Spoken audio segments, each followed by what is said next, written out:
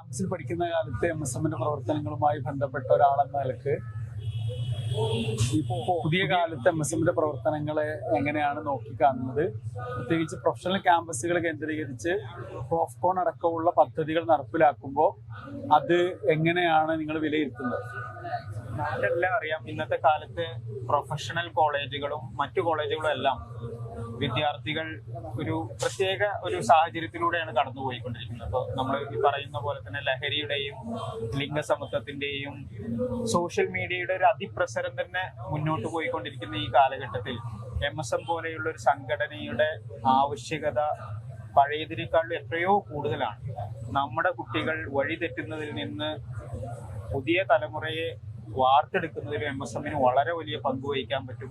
അതുകൊണ്ട് തന്നെ ഇത്തരം സമ്മേളനങ്ങളും ഇത്തരത്തിലുള്ള MSMനെ പോലെയുള്ള സംഘടനകളുടെ പ്രവർത്തനങ്ങളും വളരെ വളരെ അത്യാവശ്യമായിട്ടുള്ള ഒരു കാലഘട്ടത്തിലൂടെയാണ് നമ്മൾ കടന്നു പോയിക്കൊണ്ടിരിക്കുന്നത്. ഇൻഷാ അല്ലാഹ് MSMന് അത് കഴിയും തന്നെയാണ് നമ്മൾ വിചാരിക്കുന്നത്. ആ രീതിയിൽ ഇന്നത്തെ കാലഘട്ടത്തിനനുസരിച്ചിട്ടുള്ള ടെക്നിക്കലായിട്ടുള്ള വശങ്ങളെല്ലാം ഉൾപ്പെടുത്തിക്കൊണ്ട് MSM കുറച്ചും കൂടി നല്ല രീതിയിൽ ഈ കുട്ടികൾക്ക് മാർഗദർശനം നൽകുന്ന രീതിയിൽ അടുത്തൊരു തലമുറയെ വാർത്തെടുക്കുന്നതിന് വേണ്ടിയിട്ട് നല്ല രീതിയിൽ പ്രവർത്തിക്കണം. ഒരു പ്രൊഫഷണൽ നിലക്ക് പുതിയ സമൂഹത്തിന്റെ ഒരു ക്രീമി ലെയർ ആണ് ശരിക്ക് പ്രൊഫഷണൽ സ്റ്റുഡൻസുകളിൽ നിന്ന് വരുന്ന ആളുകൾ എന്ന് പറയുന്നത്. അതിന്റെ ഇൻപുട്ട് എന്ന് പറയുന്ന സാധനം അത്തരത്തിൽ നല്ല മെറിറ്റോറിയസ് ആയ കുട്ടികൾ കയറുന്നു. അവരുടെ ഔട്ട്പുട്ട് പിന്നെ സമൂഹത്തിന് വലിയ സേവനം ചെയ്യേണ്ടുന്ന ആളുകളാണ്.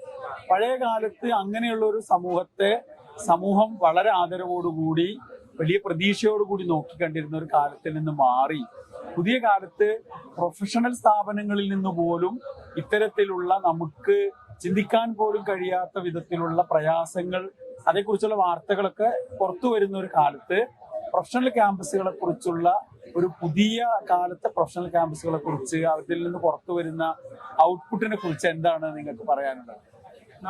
എനിക്ക് എപ്പോഴും തോന്നിയിട്ടുള്ള കാര്യം, നമ്മുടെ പ്രൊഫഷണൽ കോളേജുകളിൽ ഏറ്റവും കൂടുതൽ ലാക്ക് ചെയ്യുന്ന ഒരു സംഗതി എന്ന് പറയുന്നത് അവർ പഠനങ്ങളൊക്കെ നടക്കുന്നുണ്ട്, എല്ലാ സംഗതികളും നമ്മൾ ആവശ്യമുള്ള, പക്ഷെ ഒരിക്കലും ഒരു കമ്മ്യൂണിക്കേഷൻ സ്കില്ലോ അല്ലെങ്കിൽ ജീവിതത്തെ എങ്ങനെ നമ്മൾ മുന്നോട്ട് പോകണം, ജീവിതത്തിൽ എങ്ങനെ പോകണം എന്നുള്ളതിനെ കുറിച്ചുള്ള ക്ലാസ്സുകളോ അല്ലെങ്കിൽ അങ്ങനത്തെ ഒരു സംഗതിയും നടക്കുന്നില്ല. കുറച്ചും കൂടി ഓർഗനൈസ്ഡ് ആയിരുന്നു മുമ്പ്. ഇപ്പൊ എല്ലാം എന്താണെന്ന് വെച്ച് കഴിഞ്ഞാൽ ഈ സോഷ്യൽ മീഡിയയിലും ഫോണിലും ഒക്കെ ആളുകൾ ചുരുങ്ങിയതോടുകൂടി പരസ്പരമുള്ള സംസാരങ്ങളും പരസ്പരമുള്ള ഈ ഇൻഫർമേഷൻ ഷെയർ ചെയ്യലും വളരെയധികം കുറഞ്ഞു. എല്ലാവരും അവനവരുടെ ഒരു ലോകത്തേക്ക് ചുരുങ്ങിയിട്ടുണ്ട്. അപ്പൊ അതുകൊണ്ട് തന്നെ സമൂഹത്തിലേക്ക് ഇറങ്ങാനും സമൂഹത്തിലുള്ള ഒരു പ്രവർത്തനങ്ങളിലേക്ക് ഇറങ്ങാനും ആളുകൾ റെഡിയാവുന്നില്ല.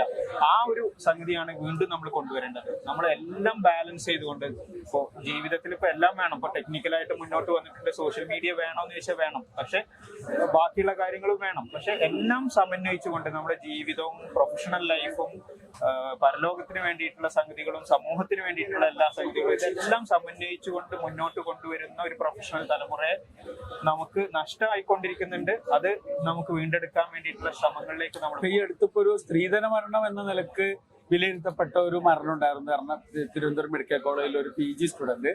പക്ഷെ അത് അങ്ങനെ കുടുംബജീവിതമായിട്ട് ബന്ധപ്പെട്ട അങ്ങനെ ഒരു ഇഷ്യൂ ഉണ്ടായാൽ പോലും ഒരു MDക്ക് പഠിക്കുന്ന ഒരു കുട്ടി സൂയിസൈഡ് ചെയ്യാന്ന് പറയുന്ന ഒരു അറ്റംപ്റ്റിലേക്ക് എത്തുക എന്ന് പറയുന്ന ഒരു വളരെ ഭൗതികമായി മുന്നിൽ നിൽക്കുന്ന തലമുറയിൽപ്പെട്ട ആൾക്കാർ പോലും അങ്ങനെ വളരെ നെർവസ് ആയിട്ട് ചിന്തിക്കുന്ന ഒരു അവസ്ഥ എന്ന് പറയുന്നത് എത്രമാത്രം ഭീതിതമാണ് പുതിയ കാലത്ത്.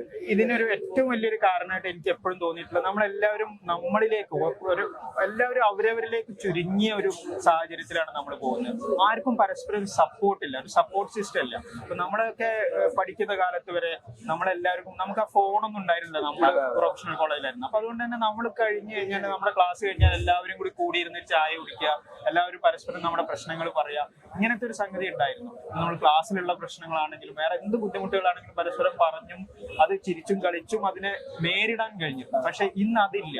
എല്ലാവരും അവരവരിലേക്ക് ചുരുങ്ങി. അപ്പൊ ഒരു ദുഃഖം ഉണ്ടായാലും അത് സ്വന്തം ഉള്ളിൽ തന്നെ വെച്ചുകൊണ്ട് അത് ഷെയർ ചെയ്യാതെ അങ്ങനെ ആ ഒരു ലിമിറ്റിലെ അപ്പുറത്തേക്ക് പോവാണ്. അതാണ് ഇത്തരത്തിലുള്ള സൂയിസൈഡിലേക്ക് നയിക്കുന്നത് എന്നാണ് എനിക്ക് തോന്നുന്നത്. പ്രൊഫഷണൽ ലൈഫിൽ പ്രൊഫഷണൽ കോളേജുകളിൽ സൂയിസൈഡ് റേറ്റ് വളരെയധികം കൂടിയിട്ട് പോകുന്നുണ്ട്. അത് പല കാരണങ്ങൾ കൊണ്ടും അവര് കുറെ എന്ന് എന്താണെന്ന് വെച്ചാൽ ഇവര് നിങ്ങൾ നേരത്തെ പറഞ്ഞ ക്രീമി ലെയർ ആയിട്ട് അല്ലെങ്കിൽ സ്കൂളിലൊക്കെ വളരെ വലിയ പെർഫോമൻസ് ആയിട്ട് വന്നവരായിരിക്കും. പെട്ടെന്ന് ആ എക്സ്പെക്ടേഷൻ കീപ്പ് ചെയ്യാൻ പറ്റാതിരിക്കുന്നു, മറ്റ് സപ്പോർട്ട് സിസ്റ്റം ഇല്ലാതാവുന്നു. ഇപ്പൊ ഞാൻ പഠിച്ച സ്ഥലങ്ങളിലൊക്കെ തന്നെ ഓരോ വർഷം എന്ന് പറഞ്ഞ പോലെ ഓരോ സ്റ്റുഡൻസ് ഒക്കെ സൂയിസൈഡ് ചെയ്യുന്നുണ്ട്. എന്ത് കാരണം കൊണ്ടാണെന്ന് അറിയില്ല. അപ്പൊ അങ്ങനെയൊക്കെയുള്ള ഇഷ്യൂ നിലനിൽക്കുമ്പോ ഒരു മുസ്ലിം വിദ്യാർത്ഥി സംഘടന എന്ന നിലക്ക് MSMന് ക്യാമ്പസുകളിൽ, പ്രത്യേകിച്ച് പ്രൊഫഷണൽ ക്യാമ്പസുകളിൽ MSM ഏറ്റെടുക്കേണ്ടുന്ന അല്ലെങ്കിൽ മുന്നോട്ട് വെക്കേണ്ടുന്ന പ്രധാന അജണ്ടകൾ ഏതായിരിക്കണമെന്നാണ് ഡോക്ടറുടെ പക്ഷം?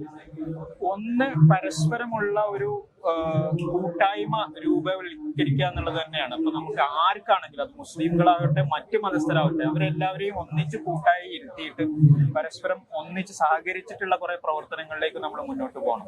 അങ്ങോട്ടും ഇങ്ങോട്ടും പറയാനും സംസാരിക്കാനുള്ള സമയം കണ്ടെത്താനുള്ള ഒരു സംഗതി ആളുകൾക്ക് ഉണ്ടാക്കി കൊടുക്കണം. പിന്നെ ഓഫ് കോഴ്സ് ഇന്നത്തെ ഏറ്റവും വലിയൊരു ചലഞ്ച് നമുക്ക് ലഹരിയും അതുപോലെ തന്നെ ജെൻഡർ ന്യൂട്രാലിറ്റിയുടെ ഈ കടന്നുകയറ്റവുമാണ്.